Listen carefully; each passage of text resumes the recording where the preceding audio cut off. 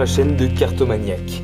Aujourd'hui, alors déjà je voudrais vous faire remarquer que j'ai changé la disposition de ma caméra et le filmage. J'ai aussi refait le design de l'espace filmé. Alors les cartes ne sont plus sur les côtés mais juste devant. J'ai tout un assemblage, vous ne pouvez pas le voir à la caméra, mais j'ai tout un assemblage de cartes juste devant moi.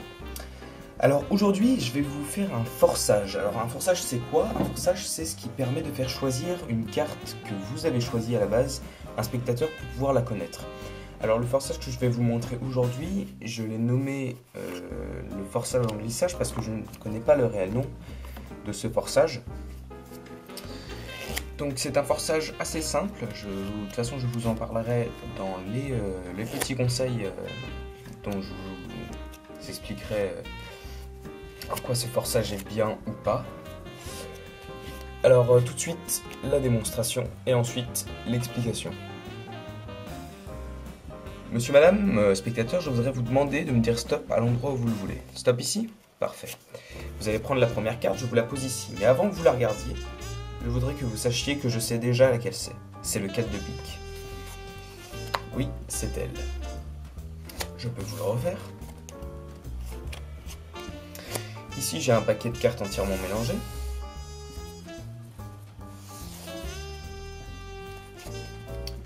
Dites-moi stop à l'endroit où vous le souhaitez. Ici, parfait. Vous allez prendre la carte ici, mais avant que vous la regardiez, je crois savoir laquelle c'est le 7 de pique, c'est ça. Passons tout de suite aux explications. Alors pour ce forçage, dans l'explication, pour ce forçage, c'est très simple. Vous avez besoin d'une technique que je vous ai appris dans les fioritures pour amateurs, c'est effleurer le paquet avec votre pouce. Alors, je vous mettrai un lien dans la description pour cette vidéo, ou alors allez voir directement sur ma chaîne, elle y est déjà normalement. Alors pour ce forçage, pas besoin de jeu spécial ni rien, pas de gimmicks, rien du tout. Juste une petite, même non, pas vraiment une préparation, mais juste un petit savoir, c'est de connaître la première carte. Ici la dame de pique. Voilà. Il suffit de savoir cette carte pour réaliser un forçage comme celui que je vous ai montré. Alors vous prenez la première carte. Ici vous allez effleurer le paquet en demandant au spectateur de dire stop à l'endroit où il veut. Très bien. Il demande de dire stop ici. Vous allez prendre le paquet ici, le séparer. Et à ce moment-là, pendant la séparation, avec vos doigts ici, les doigts qui tiennent le reste du paquet, vous allez faire glisser la carte au-dessus du paquet ici. Je vous le refais, par exemple, j'ai la dame de pique. Je vous le fais face en l'air pour que vous regardiez, pour que vous compreniez bien. Stop ici. Avec mes doigts, j'accroche la carte juste au bout, hein, pas besoin de grand chose. Et je fais passer la carte sur le paquet juste que j'ai fait choisir. Voilà. Et là, vous posez la carte et vous demandez au spectateur de la regarder, de la mémoriser. Mais vous savez déjà la carte qu'il a choisie. C'est très pratique pour savoir la carte du spectateur. Ce qui vous permet de cacher la carte que vous allez faire glisser, c'est votre main. Ici, la main droite cache le glissement de carte. Ici, vous voyez, avec le haut de la main, le dos de la main, j'arrive à cacher le mouvement de glissage par rapport à la carte.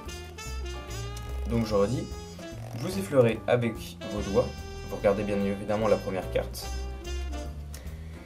Ici, vous faites glisser et vous posez la carte ou alors vous lui donnez pour qu'il la regarde. Ceci fait, vous connaissez déjà la carte et vous pouvez continuer votre tour. Alors tout de suite les petits conseils. Alors pour les conseils, moi je vous conseille d'avoir quelques petites techniques pour savoir regarder la carte au-dessus sans être trop repéré. Je veux dire, vous n'allez pas retourner la carte comme ça et la remettre comme ça au-dessus du jeu. Je peux vous donner deux petites techniques que j'utilise. Soit vous levez juste un peu le coin de la carte ici pour voir le signe, le numéro ou la lettre pour les cartes figures ou les as. Et vous reposez comme ça. Soit vous avez deux autres façons, disons. Alors, vous étalez les cartes comme ceci et vous regardez juste le signe et la première carte ici que je voyais. Ou alors, si vous avez accès à une table, eh bien vous étalez le paquet en disant que le paquet est entièrement mélangé tout en regardant la carte du bout. Ici. Voilà, bah c'est déjà de la fin de la vidéo. Je vous remercie déjà d'avoir regardé la vidéo. Si ça vous a plu, si ça vous a été utile, merci d'aimer la vidéo. Si vous voulez en savoir plus sur les petites techniques que j'utilise, les petites techniques que je peux vous montrer ou que je peux vous apprendre, allez sur ma chaîne ou cliquez carrément sur le petit bouton s'abonner en bas. Ce sera vraiment avec grand plaisir que je vous aiderai sur la chaîne. Voilà. Partagez la vidéo avec d'autres personnes qui aimeraient apprendre la magie, à qui ça pourrait être utile, à qui vous jugez que ça pourrait être utile. Et voilà, à bientôt pour une prochaine vidéo.